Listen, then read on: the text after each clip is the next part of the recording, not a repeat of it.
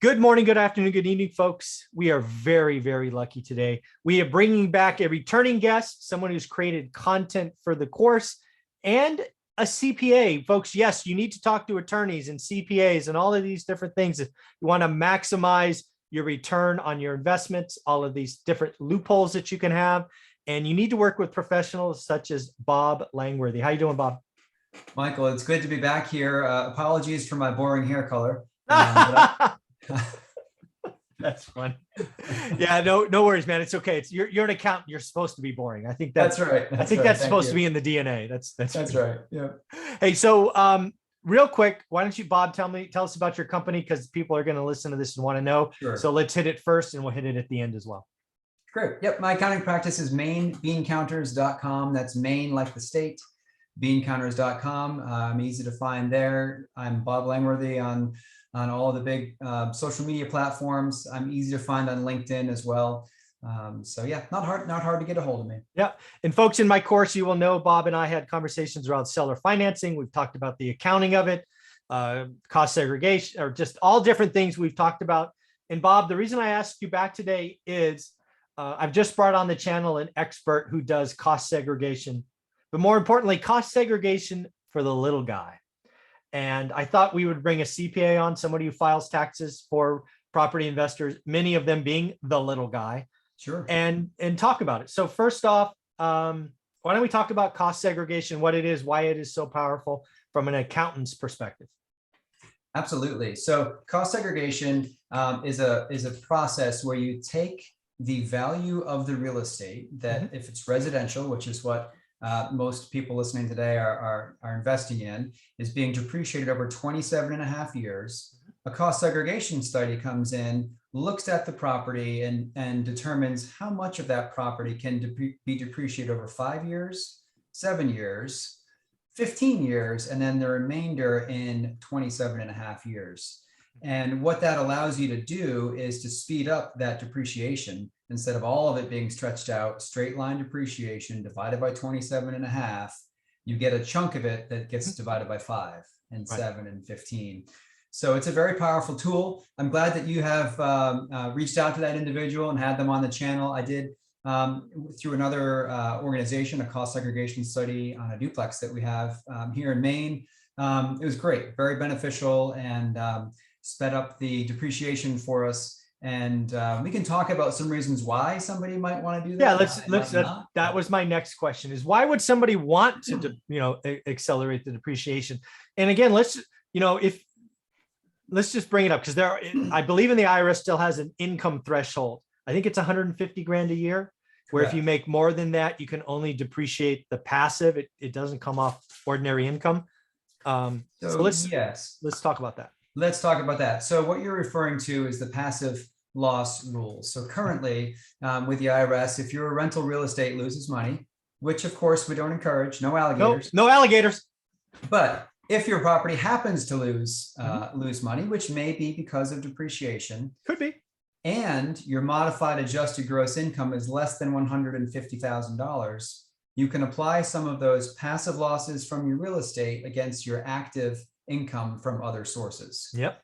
So with a cost segregation study, you would then be taking even more depreciation against your rental real estate, and would have the opportunity then to further decrease your active income. And there's tax savings there. So that's one reason why somebody might be interested in a cost segregation study. I think bigger reasons, probably more important for real estate investors, are they're looking to shield as much of their cash flow as possible from taxation. And so when you're taking that cost segregation into account, and you're getting that great benefit over 5 years, you may be reducing the taxable piece of your cash flow by 50% or more, depending on how that cost segregation study shakes out. So it can be a great benefit, but there can also be a challenge to it. Yes.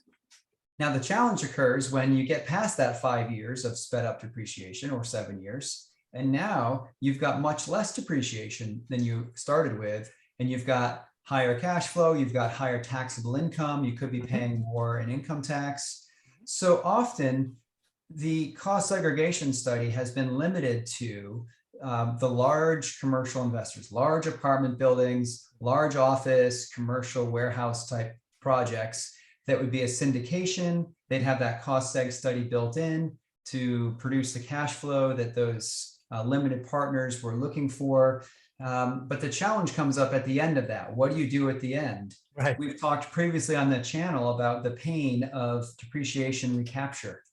Yeah, it's funny. All those syndications don't talk about depreciation recapture. They're like, hey, we're going to slam $1 million in depreciation into year one. You're going to love it. You're going to get 10% of that. Oh, by the way, when we sell in 5 years, that's coming back. They don't really mention that.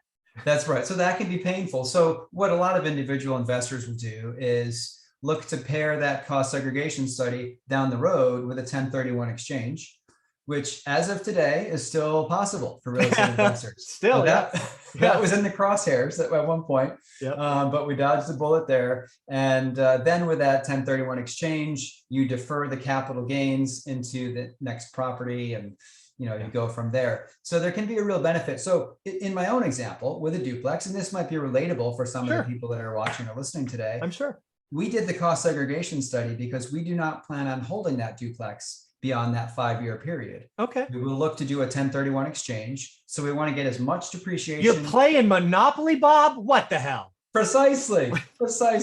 We want as much depreciation as we can get now to decrease our tax burden now. We would then 1031 into a larger property, defer the capital gains down the road. So that's our plan. That's why we like the cost segregation study. Yeah. So again, let's just carry it. We did the whole below 150. If you make them more than 150, which I did the last 10 years of my career, you get to learn the great phrase of carry forward loss.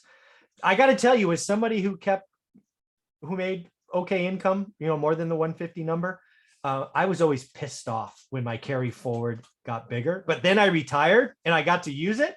Yes. Oh, that was really, really good. I like that. Was really good. Yeah, I like it. So I'll often have physicians or attorneys come to me, and they're high W-2 earners, or they get significant income from their partnership if it's an attorney, and they're looking to real estate to produce losses to offset their income. And I have to give them the bad news. Yes, sorry, buddy. It doesn't carry apply. Forward. Yeah. And secondly, we don't go into real estate to lose money. No, you shouldn't. No. And so, those losses do carry forward. So the good news with a carry forward loss is you're not losing it. Yeah, they're not right? I always felt like they were gone forever. And I didn't really get it until I left, and I haven't had a job for 4 years. And now I'm a real estate professional. I'm like, oh, that's like a savings account. Oh, yes. Yeah. That was great. In those first couple of years. Yeah. It's like, oh, yeah. So again, it's not lost. And so again, cost segregation was initially created for the big boys. It's definitely something that syndicators lean on to get those outsized returns, or I should say deductions in the first year. But let's talk about the Jobs Act, which really, again, for me and the little guy made, if you can use cost segregation, now is the time. And I believe it's 1 more year. It's called bonus depreciation. Basically, you do your cost seg, if I understand it, Bob, and everything that's in 5, 7, and 15 years all gets slammed into year 1. Which is correct. Kind of amazing. That's very amazing. Yeah. So what you're talking about is correct. Bonus depreciation can be taken on those 5, 7, and 15-year items that have been identified in that cost segregation study. You don't have to take the bonus depreciation, but you can. I'm going to. Right? Exactly. Every time. You would take 100% of the 5, 7, and 15-year property as a deduction in 1 year. And that's a tremendous benefit. You're right. It's part of the Tax Cuts and Jobs Act. It's a little bit odd how they have it, but a lot of that act is phasing out. The complete act ends in 26. Right. But with bonus depreciation, it's 100% for 2021. It's 100% for 2022. Then it drops by 20% a year to 80%, 60 on down to 0. And this is why, folks, I am not selling squat next year. I am keeping everything I bought because everything's going to be cost seg. It's a beautiful thing. And I look forward. And then I will 1031 as Bob planned to do with his duplex at some later date. Yep. Yes. Thank you. So bonus depreciation, it has been around for a while, but it's only recently that it's been applied to personal property for real estate purposes. Yeah. So it's a great benefit. One thing worth noting, it gets treated differently by some states. Okay. Oh, that's I happen interesting. to live in Maine, Mhm. and Maine rejects the idea of bonus depreciation, I did not know that. makes you add it back. So you Every get a year. benefit for certain on the federal side, you Oh, but don't not the on the state. state side. Well, So, federal, I that's don't, something. what's your state? I mean, federal's got, federal at 37.5 is the highest bracket. That's right. Yep. What's the Yep. highest state in Maine bracket? 11, It's 12? just around, it's right around 7%. Ah, Yeah. that's fine. You Still want to worth hit me it. on the 7? I want the Yep. 37, baby. Yep. Yep. Still worth it. So bonus depreciation, you can't use bonus depreciation on the building itself. That's 27 and a half year. It's only property that has a usable life of 20 years or less. Yeah. So it feels the cost seg is, again, the cost seg, well, it is an analysis. It is not, they go in and it's an engineering effort. And they're like, this is 5, this is 7, this is 15. That is some number. That's correct. Right. So I just did a duplex, and I'll share the Yep. round numbers. I bought it Great. for 190. Yep. First, what's land worth? Because as you know, Bob, Yep. land's not depreciable. Yep. So let's just say 188 becomes 150. So 150 is the entire. And if I wanted to do it the old boring way, I divide that by 27 and a half, and it is what it is. It's like $3,000 or something. Or you can go in and do an analysis. And my analysis, roughly 35% of the building Yep. falls into one of those 3 Good. categories, 5, 7, or 10. So 35% of 150, I don't know what that is, 15, 20, 40, like 52 grand. Yep. That's the deduction. And then you take the 52 grand times my tax bracket of 37%. I walk away with $15,000 or $16,000 in less cash I owe the IRS. Is that roughly correct? That is roughly correct. And it's fantastic. That's exactly why people do it. Now, again, that's a one-time, in this example, that's a one-time benefit that you get, but absolutely worth doing it. And if you're in a position where, you've got a portfolio of properties, you may just pick, say you've got a dozen properties, you may do, 2 properties a year, over time. We do have the issue of this sunsetting. So you probably want to do, 6 and 22 and then the rest in 23. But yeah, it's a powerful tool. It's worth noting that it has to be done by a company that does cost segregation. You can't just roll up and say, Correct. Yeah. You can't make your accountant do it for you and say, just rough numbers. You can't say, hey, Michael Zuber said 35%. Can we use that? That's not what I said. Right. Michael Zuber did not say 35%. I did not. I gave you my example for my company doing my building. That's right. Yep. That's funny. But yeah, this again, the other thing that I want the average person to realize is real estate is awesome, and the rich have just beaten the tax code and used it for years, right? This was historically done on big buildings, big malls, all these folks. There have been services like the one I brought to the channel and many others, many others that will now do it on smaller things. And it is your choice. And again, the really big thing for me is cost segregation was always sexy or cool, but frankly, uninteresting to me for the little difference. But you slap cost seg plus bonus depreciation and I get all that up front. I'm like, hell yeah, let's go. I'm not selling anything next year. Well, we used to have rules of thumb that basically said it's not worth doing a cost segregation for a property worth $1 million or worth 500, depending on where you were, because the cost of the study itself was so expensive. No, totally agree. But there are some low cost providers out there now that make it, it makes a whole lot of sense now, even for single family. Yeah, and again, it's thousands of dollars, but realize on a roughly 200K purchase, it's going to be net positive 10 or 12. And oh, by the way, the $2 grand I spend is tax deductible as well. That's right. Yep. It's just it is a good for me. When I think about the little guy that follows one rental at a time, and I still include myself in that bucket, cost seg was not something I knew about it, right? I'm an accountant. I have the education. I know it's there, but it was uninteresting. But when you slap in the bonus depreciation and pulling all that into year one, I'm like, gotcha.